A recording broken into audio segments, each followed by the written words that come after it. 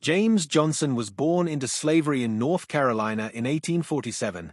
He escaped aged 15 during the American Civil War by rowing to a Union ship, the Stars and Stripes. From there he made his way to New York and then sailed to Liverpool. James arrived in England in December 1862. He traveled around the country, eventually reaching Oldham in September 1866.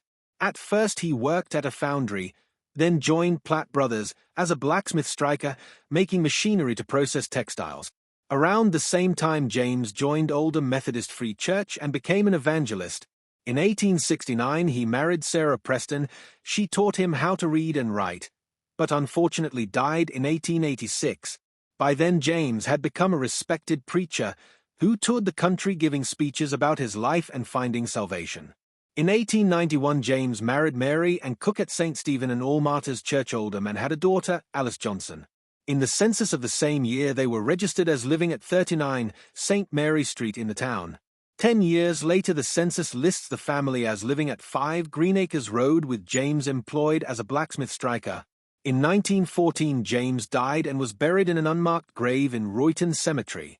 The same year the life of the late James Johnson, colored evangelist, an escaped slave from the southern states of America, 40 years resident in Oldham, England, was published by Miss Alice Johnson of 5 Greenacres Road, Oldham. Oldham Local Studies and Archives own the only surviving copy